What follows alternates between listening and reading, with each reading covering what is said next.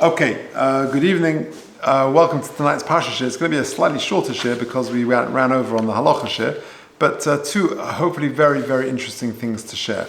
The first idea is something I heard from Rabbi Best in the name of his Rabbi Aaron Tabak, and it's a fascinating idea. Of course, one of the major themes of Parshas Beshalach is the Shiur. The Pasuk says, "Vayavo b'nei Yisrael b'soich hayam be'yabosha." Klal Yisrael, eventually, they get out of Mitzrayim, they come to the Yam Suf, and they're surrounded, as it were, between the devil and the deep blue sea. They're surrounded by Mitzrayim, who are chasing hard behind them, and the Yam Suf, the raging sea in front of them. And it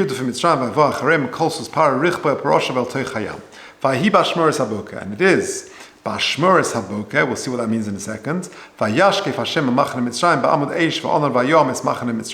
So it's described as, Kriyas Yam Tov is described timing-wise as Ashmuris Haboker. What does that mean? Says Rashi, Shloshes Chelkei Halayla Kruyin Ashmuris. The night is divided into three parts. Va'isa Shelifnei Haboker, and the part which is immediately before morning, Koire Ashmores Haboker, is the morning watch, as it were.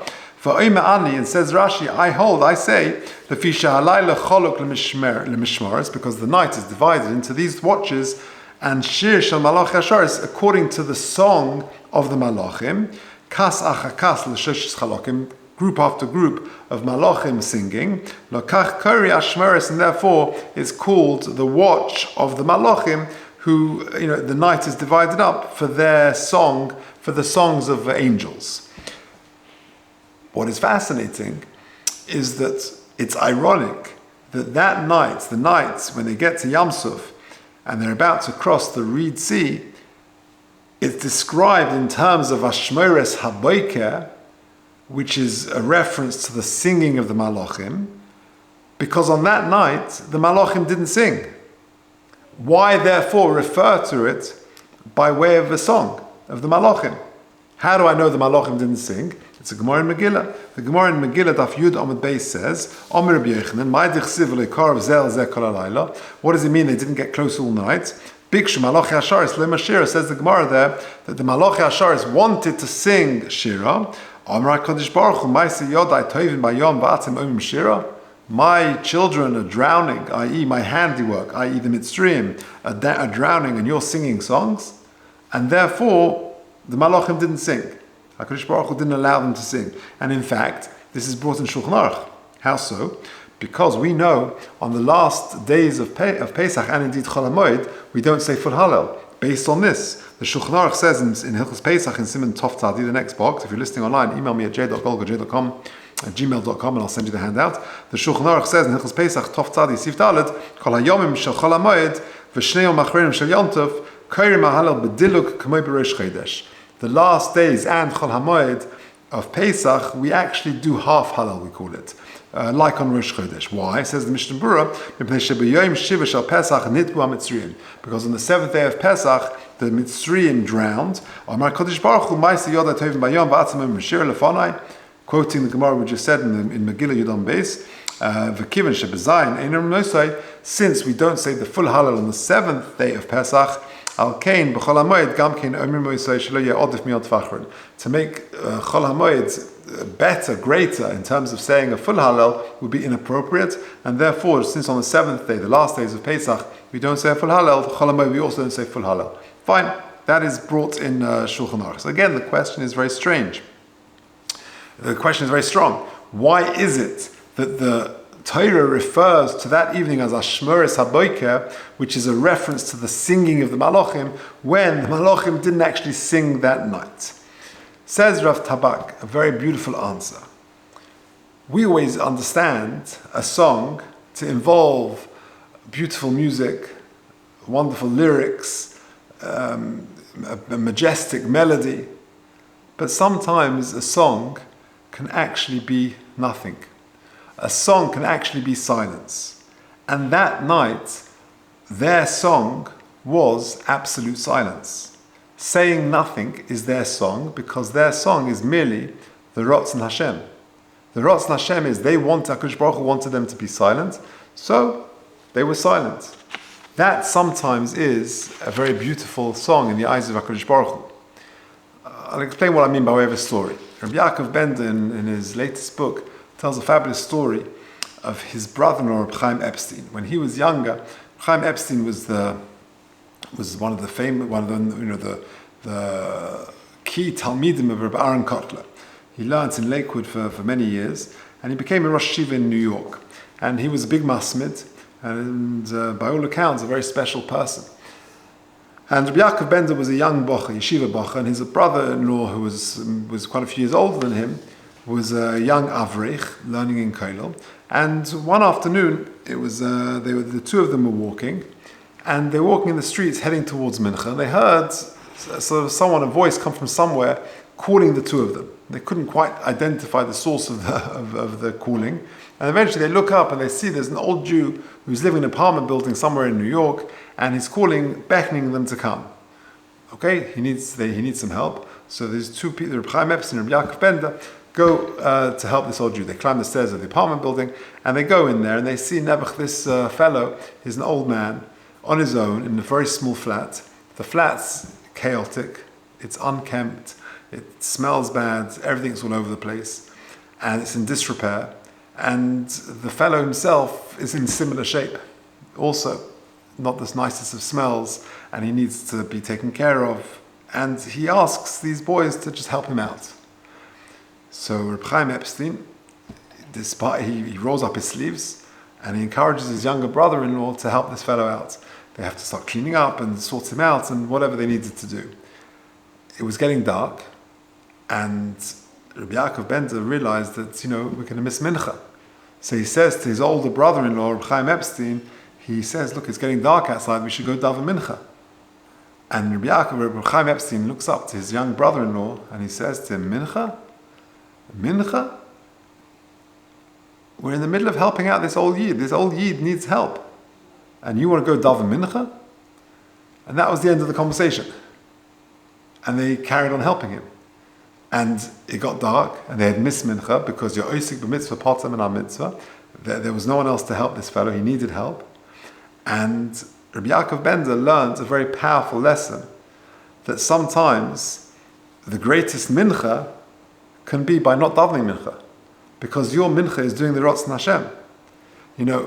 Another story that he says about Chaim Epstein is a fabulous story.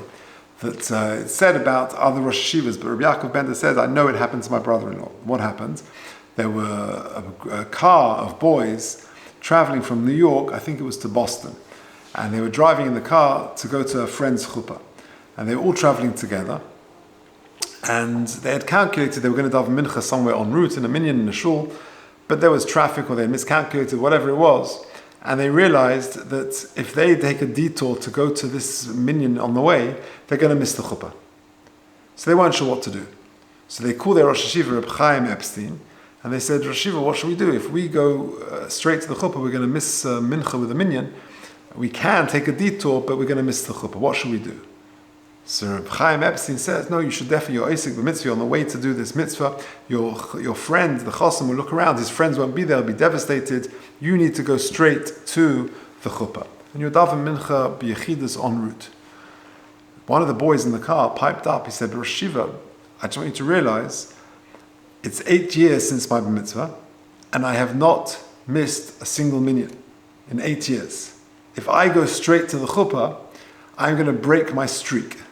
I'm going to break my minyan streak. Chaim Epstein says a very powerful response. He says Yiddishkeit is not the Guinness Book of Records. It's not about streaks for minyan. It's about doing the Ratzon Hashem. And right now, the Ratzon Hashem, the will of Hashem, is that you go straight to the chuppah and you daven mincha b'yechidus in the car. And that is an incredibly powerful lesson. So sometimes the Ratzon Hashem, whichever form it takes, helping an old Jew, not davening in with a minyan, whatever it may be, is the greatest song to HaKadosh Baruch Hu. And therefore the Malachim not singing is their song in that particular instance, because it's just a manifestation of Ratzon Hashem. And therefore it's still appropriate to call it Ashmeres HaBoiker. It's interesting that the Maharal, there's a famous Maharal which I think connects to this. The Pasuk says in Beshalach, Paro hikriv, Paro drew near, Vayisu b'nei Yisrael seneim, and the Klal Yisrael lifted up their eyes, v'nei Mitzrayim, Noisei acharem, vayiru mo'ed, vayitzaku b'nei Yisrael Hashem. They saw that Mitzrayim are running hard behind them, the Yam Suf is in front of them, they cry out to Hashem. Says Rashi, Tofsu umnes avoisam, famous Rashi.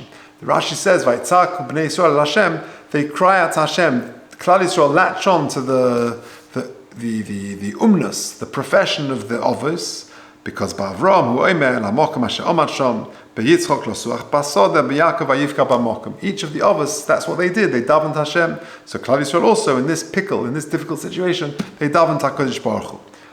You ask, 100 people, 99 out of 100 people will tell you, is this a praise of the Jewish people or a criticism? They'll tell you, of course it's a praise. What do we do when we're in trouble? We daven. And that's what Klal Yisrael were doing. Tofsu umnes avoisam. Says the Maharal, no, it's a criticism. Because he detected a slight negative criticism in the Lashon of Chazal. Tofsu umnes avoisam. Umnes means it's a profession. You're doing things by rote. The man goes off from his house, walks down his front drive, walks off to work, comes back, goes away, comes back. He's just doing things like as an automaton, by rote. Says the Maharal, it's in Gur Aryeh Shmos Yudalad Yud, Tafsu umnes avoisam, de'ein lo shehoyotzakim kederech hatzadikim. Don't interpret this tza'aka, that they were davening like tzadikim, sheim tzakim be'isara, dehoy mislein achshav. Because just a second ago they were saying, Halol tov lanu avodas Mitzrayim. Because in the same breath they were saying, we should have gone back to Egypt. What are we doing here? It was a profession. They were just doing things by rote. You're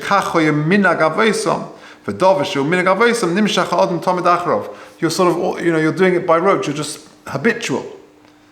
So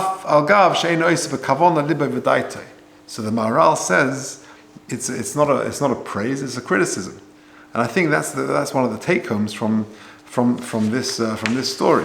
What you see from the Song of Silence of the Malachim is that it's all about doing the Ratzon Hashem, and therefore, if doing things without feeling, without kavona, without heart, but just because you're sort of programmed in that way through nature, through nurture, just doing things without thinking. That's not the point. The point is, what does HaKadosh Baruch Hu want from me at any time? And sometimes it's to miss mincha, to roll up the sleeves and continue helping this old Jew. And sometimes it's to continue on to the chuppah and not make the minyan and break your 8-year streak. It's all about doing the Ratzon Hashem and doing things with heart. Okay, there's time just for one final idea. It's a short one. The Pasuk says, Vayugad lemelech Mitzrayim, this is earlier in the Parsha, a few Pasukim earlier, Ki barach ha'am. Paro is told that the Jewish people have escaped and they're going, they fled and they're heading towards, away from Mitzrayim. Vayomer mazos osinu, he says, what have we done? We're crazy, we let them go. Vayikach sheshmes rechev bachur, he takes 600 choice chariots. V'chol rechev Mitzrayim, etc. In the Mayonish Torah, he quotes Reb Chaim Rappaport. It's a very beautiful cheshbon. Why dafka 600? Why does he take 600 chariots? Let's just read it. The last box on the page. Bram. Kasher ha'oyev miskaba al Yisrael. When the enemy overpower Klal Yisrael, the Teichacha says, Harishnayim mehem yonusu revovam Yisrael.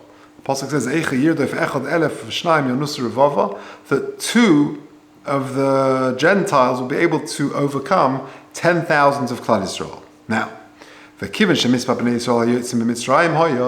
since we know the number of Jews that came out of Mitzrayim was Shishim Riba, was 600,000, that's 600,000. Really, all you needed was 120, because on the cheshbon of 2 per 10,000, so for 600,000, if you take 2 and times it by 10,000 times by 60 gives you 600,000.